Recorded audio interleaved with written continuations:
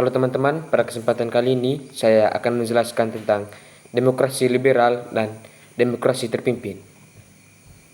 Yang pertama itu demokrasi liberal. Demokrasi liberal di Indonesia berlangsung dari 17 Agustus 1950 hingga 5 Juli 1959.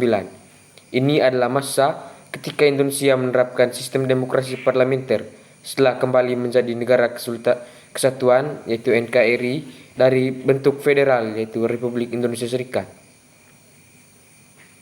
Selanjutnya kita masuk dari pengertian demokrasi liberal. Demokrasi liberal adalah sistem pemerintahan yang menekankan kebebasan individu, multipartai, dan kedaulatan rakyat melalui wakil-wakilnya di parlemen. Pada masa ini, Indonesia menganut sistem parlementer, di mana Perdana Menteri menjadi kepala pemerintahan dan Presiden hanya sebagai kepala negara. Yang kedua, ciri-ciri demokrasi liberal di Indonesia. Banyak partai politik. Lebih dari 30 partai ikut serta dalam politik, mencerminkan kebebasan berorganisasi. Yang kedua, sistem parlementer.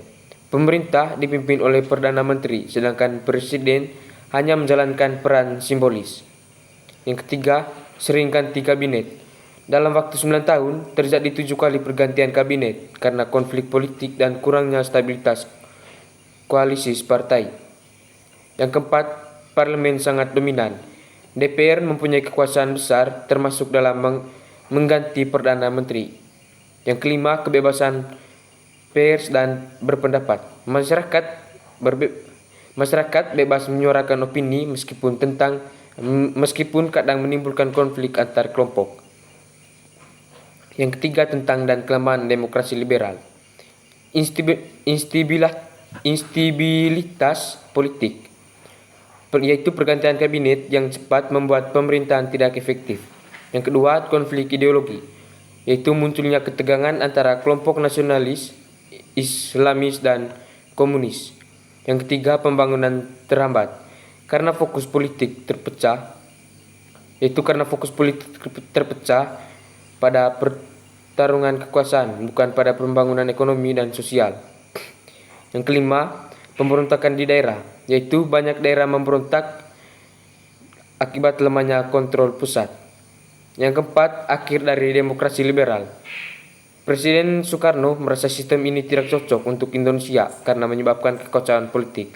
Akhirnya, pada 5 Juli 1959, Soekarno mengeluarkan dekret presiden yang membubarkan konstituante dan memberlakukan kembali UUD 1945, menandai berakhirnya demokrasi liberal dan dimulainya demokrasi terpimpin.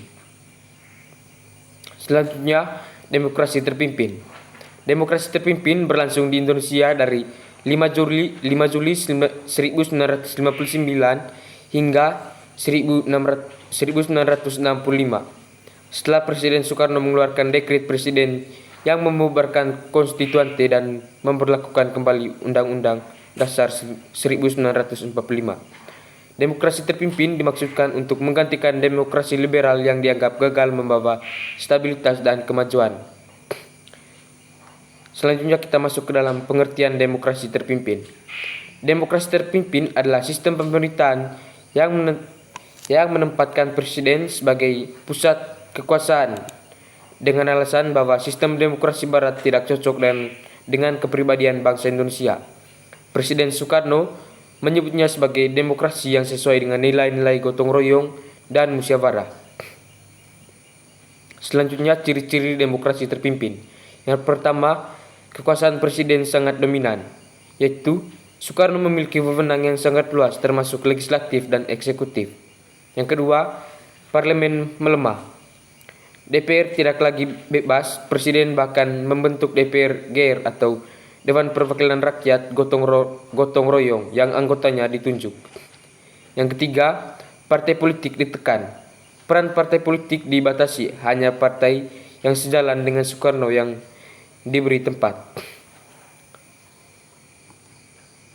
Yang keempat, militer dan presiden bekerja sama.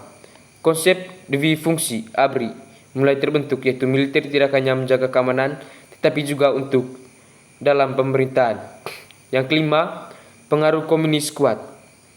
PKI atau Partai Komunis Indonesia mendapat tempat penting dalam politik nasional, menyebabkan ketegangan dengan TNI dan kelompok Islam.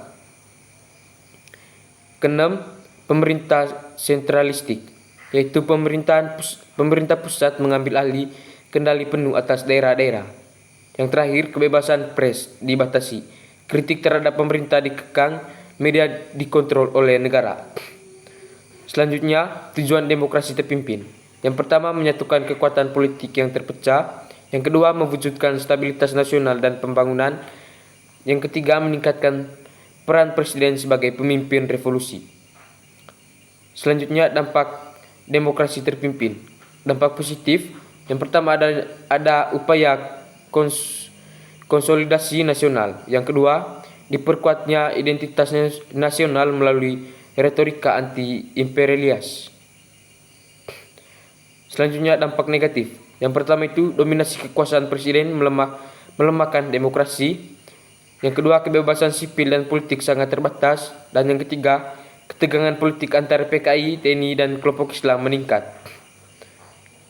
Selanjutnya, akhir demokrasi terpimpin. Demokrasi terpimpin berakhir setelah peristiwa G30S PKI tahun 1965 yang memicu krisis politik dan militer.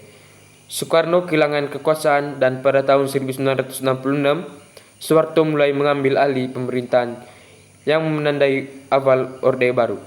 Sekian saja dari saya, terima kasih.